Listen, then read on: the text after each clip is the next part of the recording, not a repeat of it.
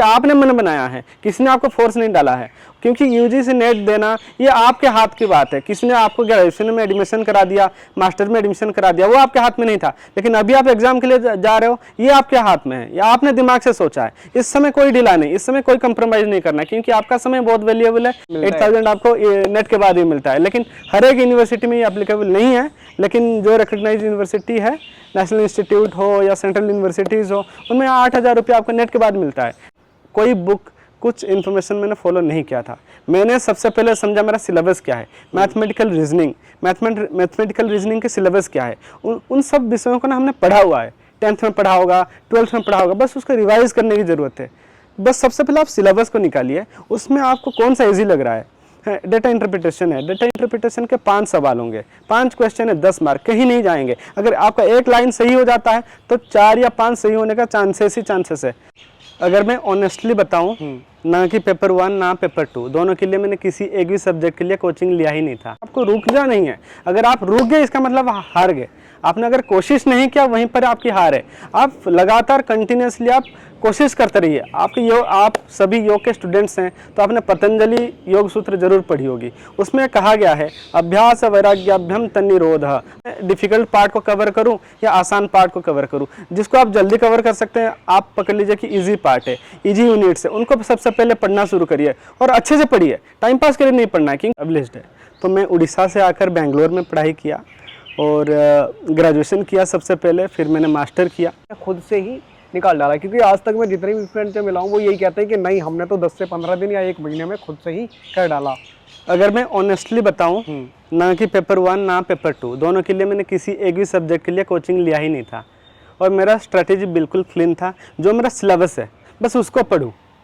Paper 1 सबसे पहले क्या होता है, जो योगा के स्टूडेंट्स होते हैं पेपर 1 में उतना ज़्यादा उनका स्ट्रॉन्ग होल्ड नहीं होता है। लेकिन पेपर 2 एक स्ट्रैटेजी मैंने अपनाया कि जो पेपर 2 है, मेरा जो स्ट्रॉन्ग एरिया है उसको इतना मैं स्ट्रॉन्ग करूं, उसमें अगर कुछ भी मेरा लैकिंग है तो इसी से ही मैं कवर कर दूं।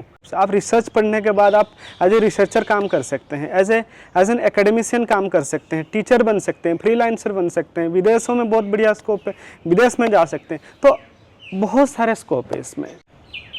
नमस्ते दोस्तों, मैं हूं शिवम दिवाकर और अक्सर आपके लिए वीडियो बनाता रहता हूं। बहुत सारे स्टूडेंट हमें ये कह रहे थे कि भैया आप उन स्टूडेंट के साथ में वीडियो जरूर बनाइए जिन्होंने नेट क्वालिफाई किया हो योगा सब्जेक्ट से।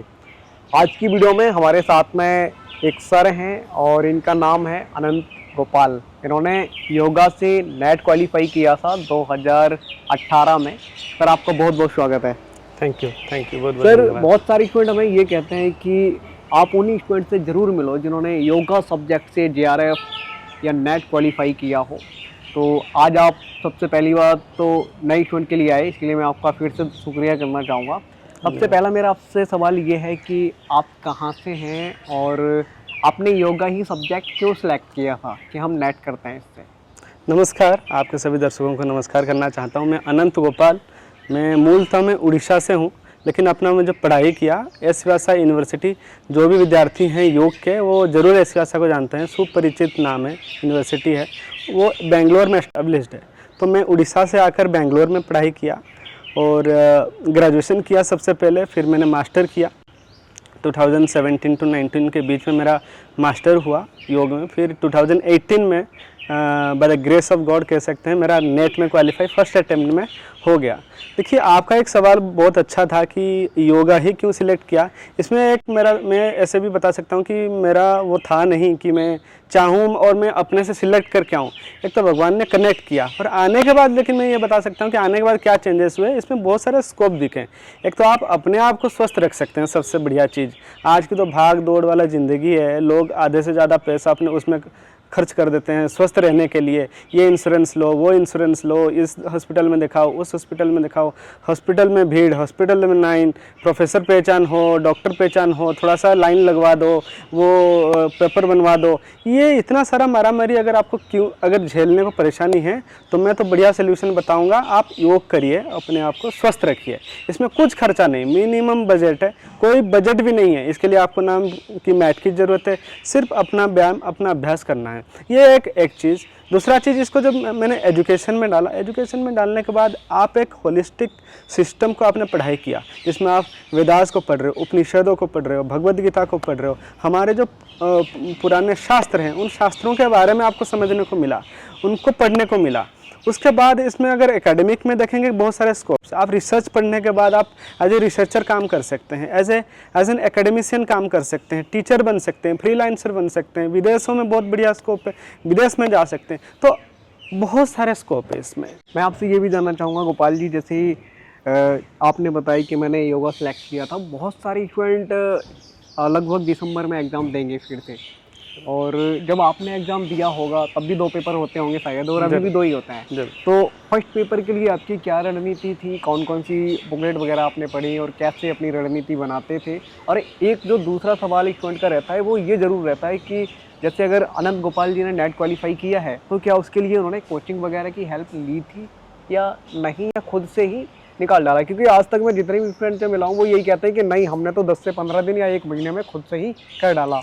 अगर मैं ऑनेस्टली बताऊं, ना कि पेपर 1 ना पेपर 2 दोनों के लिए मैंने किसी एक भी सब्जेक्ट के लिए कोचिंग लिया ही नहीं था, और मेरा स्ट्रैटेजी बिल्कुल क्लीन था। जो मेरा सिलेबस है बस उसको पढूं।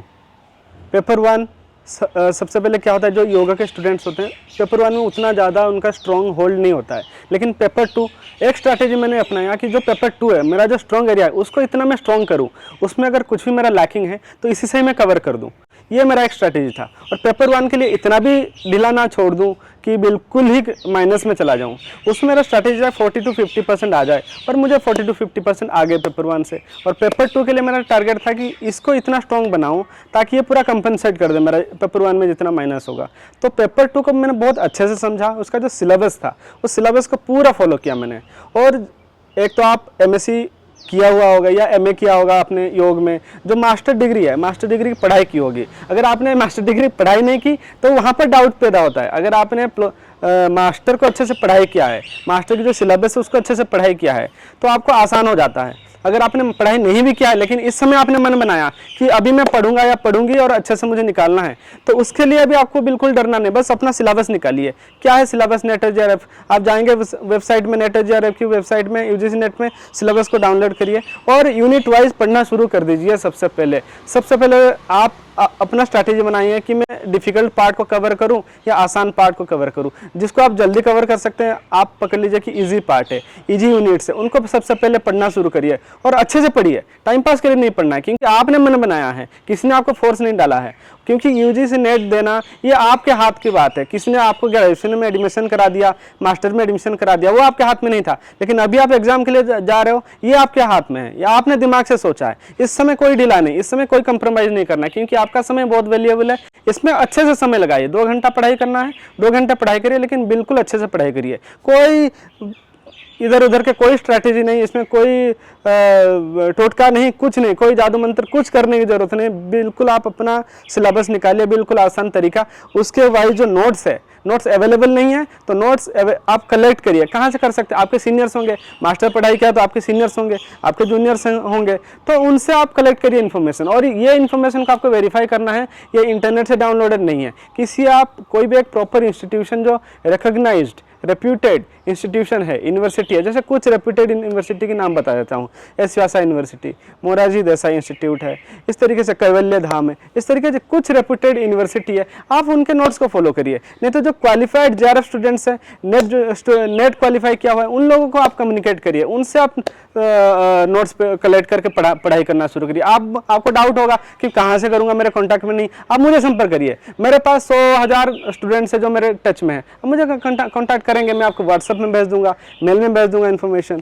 तो सबसे पहले उसके लिए आपको बिल्कुल परेशान नहीं है, मेरे पास वो इन्फॉर्मेशन नहीं है, मुझे कोचिंग लेने की जरूरत है, कुछ नहीं, सब अवेलेबल है आज के टाइम, बस आप मन बनाना जरूरी है। ओके सर, जैसे कि आपने बताया कि जिन स्टूडेंट को अगर कुछ पूछना है तो आप बताएंगे, तो वो आपसे कहाँ कनेक्ट हो सकते हैं? क्योंकि बहुत सारे स्टूडेंट ज़रूर आपसे कनेक्ट होंगे इंस्टाग्राम पे, या फिर आपका कोई कॉन्टैक्ट नंबर जो आप मुझे देंगे वो डिस्क्रिप्शन बॉक्स में मैं डालूँ, कहाँ पे कनेक्ट होंगे वो स्टूडेंट? आप कॉन्टैक्ट नंबर भी जरूर दे सकते हैं, डिस्प्ले कर सकते हैं इस वीडियो में जब आप रिलीज़ करेंगे। मेरा नंबर जरूर आप दे दीजिएगा। मेल ID भी है, और इंस्टाग्राम में, सोशल मीडिया में आजकल तो सारे बच्चे हैं, 14 से 15 साल, 10-12 साल के बच्चे भी सोशल मीडिया में हैं, तो हम भी हैं। तो सोशल मीडिया में भी कनेक्ट कर सकते हैं। अनंत गोपाल के नाम से आप इंस्टा में सर्च कर सकते हैं, फेसबुक में सर्च कर सकते हैं। आप किसी भी माध्यम से आप कनेक्ट होइए तो हम जरूर रिप्लाई करेंगे। बहुत सारे स्टूडेंट जो हमें कहते रहते हैं भैया किसी उन्हीं स्टूडेंट से बात करा दो जिन्होंने क्वालिफाई किया है। तो सर ने अब हमें परमिशन दे दी है। हम डिस्क्रिप्शन बॉक्स में सर का आईडी का लिंक भी डाल देंगे, नंबर भी डाल देंगे, अब वहाँ से कॉल कर सकते हैं। एक चीज़ और मैं आपसे जानना चाहूँगा सर, जिसका फर्स्ट अटैम्प्ट में नहीं होता है, जैसे आपका हो गया था, सेकंड में भी नहीं होता है, थर्ड में भी नहीं होता है, तो वो लोग काफ़ी डिमोटिवेट हो जाते हैं कि यार अब नहीं हो रहा है, पता नहीं क्या हो गया है मुझे, और काफ़ी निराश रहने लगते हैं। आप उनको क्या कहना चाहेंगे? हार मान जाते हैं। देखिए वो आपके हाथ में नहीं था, मैं समझ सकता हूँ। और क्वालिफाई करना नहीं क्वालिफाई होना, इसके पीछे बहुत सारे स्ट्रैटेजी है, बहुत सारे रीजंस भी हो सकते हैं नहीं हुआ है, लेकिन आपको रुकना नहीं है। अगर आप रुक गए इसका मतलब हार गए। आपने अगर कोशिश नहीं किया वहीं पर आपकी हार है। आप लगातार कंटिन्यूसली आप कोशिश करते रहिए। आप सभी योग के स्टूडेंट्स हैं तो आपने पतंजलि योग सूत्र जरूर पढ़ी होगी। उसमें कहा गया है अभ्यास वैराग्याभ्यम तन्निरोध। अभ्यास, आपका अभ्यास होना जरूरी है। अभ्यास किस चीज़ के अभ्यास? एक तो पढ़ाई की अभ्यास और एक एग्जाम देने की भी अभ्यास होना चाहिए। अगर आप एक एग्जाम में आप फेल हो गए या क्वालिफाई नहीं कर पाए, आप फेल्यूर नहीं हुए हैं, आपने कोशिश किया, वहाँ पर कुछ इन्फॉर्मेशन कलेक्ट किया और वहाँ से आपका लर्निंग है कि मुझे नेक्स्ट टाइम के लिए स्ट्रैटेजी इस तरीके से बनाना है। आप अपने स्ट्रैटेजी बदलिए, आप अपने आप को इम्प्रूव करिए और अभ्यास उस तरीके से करिए जैसे हमारे टेक्स्ट ने बताया, सतो दीर्घ काल नैरंतर्य सत्कारा सेविता दृढ़ भूमि ही। अगर आपको दृढ़ता पाना है, सफलता पाना है, सतु दीर्घ काल लंबे समय तक आप अभ्यास करिए। सतु दीर्घ काल नैरंतर्य मतलब निरंतर, बिल्कुल बीच में स्टॉपेज नहीं देना है। सत्कारा सेविता मतलब स्व इच्छा से, प्रेम भाव से, श्रद्धा से, श्रद्धावान लभते ज्ञानम। श्रद्धा से करेंगे आपको ज्ञान प्राप्त होगा, ज्ञान से आपको सफलता प्राप्त होगा, बिल्कुल कोई संदेह नहीं है। सर जैसे पेपर 1 की बात करें तो अगर आपको कुछ बुकलेट वगैरह याद हो कि मैंने ये उस टाइम रीड करी थी? पेपर 1 के लिए भी अगर बताऊँ ना, मैंने कुछ पेपर, कोई बुक, कुछ इन्फॉर्मेशन मैंने फॉलो नहीं किया था। मैंने सबसे पहले समझा मेरा सिलेबस क्या है, मैथमेटिकल रीजनिंग के सिलेबस क्या है, उन सब विषयों को ना हमने पढ़ा हुआ है। 10th में पढ़ा होगा, 12th में पढ़ा होगा, बस उसको रिवाइज करने की ज़रूरत है। बस सबसे पहले आप सिलेबस को निकालिए, उसमें आपको कौन सा इजी लग रहा है। डेटा इंटरप्रिटेशन है, डेटा इंटरप्रिटेशन के 5 सवाल होंगे, 5 क्वेश्चन है, 10 मार्क, कहीं नहीं जाएंगे। अगर आपका एक लाइन सही हो जाता है तो 4 या 5 सही होने का चांसेस है। डेटा इंटरप्रिटेशन चला गया तो लॉजिकल रीजनिंग है, लॉजिकल रीजनिंग में एक सवाल सही हो जाता है, उसमें कुछ फार्मूलाज है, कुछ सूत्रज हैं, उन सूत्रों को अगर आप फॉलो कर लेते हैं, उन सूत्रज को, फार्मूला को आप समझ जाते हैं तो आपके लिए बहुत आसान हो जाता है। तो इसके लिए कोई किताब पढ़ने के लिए ज़रूरत नहीं है। किताब से बढ़िया आपके पास बहुत सारे ऐसे टूल्स है, बहुत सारे ऐसे प्लेटफॉर्म्स है जहाँ से आप पढ़ाई कर सकते हैं। पेपर 1 के लिए फिर भी अगर आपको लगता है कि मुझे पढ़ाई करना ज़रूरी है तो कुछ ऑनलाइन प्लेटफॉर्म्स है, जैसे अनअकैडमी है, बाइजूस हैं, वहाँ पर पेपर 1 के लिए ले सकते हैं। लेकिन ऐसा नहीं है, सब कुछ आपके ऊपर डिपेंड करता है, आप कितना अभ्यास कर रहे हैं। वो तो एक बार आपको इन्फॉर्मेशन देकर चले जाएंगे, एक बार आपको बता देंगे, लेकिन आप निरंतर, आप रेगुलरली कितना प्रैक्टिस करते हैं। आप सबके लिए स्ट्रैटेजी अलग होता है, आप अपने आप को बहुत अच्छे से पहचान सकते हैं, मेरे लिए क्या स्ट्रैटेजी बेस्ट है, मैं उस तरीके से बनाऊंगा। इसलिए मैं जितने सारे दर्शक है, या अगर आप विद्यार्थी हैं, आप परीक्षा में सफलता प्राप्त करना चाहते हैं तो आपका स्ट्रैटेजी खुद का होगा और आप अपना खुद का जो स्ट्रेंथ है, लिमिटेशंस है, उसके हिसाब से आप अपना स्ट्रैटेजी बनाएंगे। पेपर 2 के लिए भी ऐसा ही था, बिल्कुल सेम। पेपर 2 के लिए भी सबसे पहले मैंने सिलेबस किया, और इसके लिए क्या है, एक स्ट्रॉन्ग पॉइंट होता है, ये हमारा सब्जेक्ट होता है, तो इसमें ये हमारा सब्जेक्ट है, हमने खुद पढ़ाई किया है, तो पढ़ाई किया है तो कहीं ना कहीं किसी ना किसी कॉर्नर ऑफ द मेमोरी में वो स्टोर है, बस उसको एक बार रिवाइज करने की जरूरत है। सिलेबस देखते ही सबसे पहले अगर आपने सिलेबस को रट लिया तो 20 to 30% आपका हो गया। सिलेबस के वाइज आप बिल्कुल स्टेप वाइज जाइए तो 50% हो जाएगा। बस और 50% के लिए आपको पढ़ना है, थोड़ा सा नोट्स पलटने की ज़रूरत है, बस आसान है। सबसे पहले दिमाग से निकालिए कि बहुत कठिन है, मुझे किसी से कोचिंग चाहिए, मुझे किसी से गाइडेंस चाहिए, बिल्कुल ऐसा नहीं है। आप ऐसे भी मत सोचिए कि सिर्फ नेट हो जाएगा तो क्या हो जाएगा। नेट होने के बाद ही आपको स्कॉलरशिप मिलने का प्रावधान है, आपको पता होना चाहिए। नेट अगर क्लियर है, यूनिवर्सिटी यूजीसी के अंडर आती है यूनिवर्सिटी, तो फिर भी 8,000 आपको स्कॉलरशिप मिलती है। 8,000 आपको नेट के बाद ही मिलता है, लेकिन हर एक यूनिवर्सिटी में ये एप्लीकेबल नहीं है। लेकिन जो रिकग्नाइज यूनिवर्सिटी है, नेशनल इंस्टीट्यूट हो या सेंट्रल यूनिवर्सिटीज़ हो, उनमें 8,000 रुपये आपको नेट के बाद मिलता है। JRF के बाद तो आपको मिलता ही मिलता है। 3 साल के लिए JRF, 2 साल के लिए SRF, अच्छा अमाउंट मिलता है। ओके, आपसे मैं एक सवाल और जानना चाहूँगा, आप फैमिली में सबसे बड़े हैं या फिर छोटे हैं, और आपकी हॉबी क्या है? फैमिली में मैं छोटा हूँ, सेकंड सन हूँ मैं, हम 2 भाई हैं। और हॉबीज़ ऐसे देखा जाए तो खेलना मुझे बहुत पसंद है, क्योंकि खेल को ना आप योग के साथ जोड़ सकते हैं। खेल एक तरह का ध्यान, एक तरह का कंसंट्रेशन है। विवेकानंद जी कहते थे, कोई भी उनके पास आते थे तो सबसे पहले बताते थे कि आप जाके फुटबॉल खेल के आइए। लोग समझते थे फुटबॉल में क्या है। आप सबसे पहले अपना कंसंट्रेशन को डेवलप करना चाहते हैं, आप अपने हॉबीज़ को फॉलो करिए। आज के टाइम में भारत के ऐसा कोई बच्चा नहीं होगा जिसको खेलना पसंद नहीं होता होगा, है ना। और 50 to 70% या 70 to 90% तो क्रिकेट तो खेलना ही चाहते होंगे।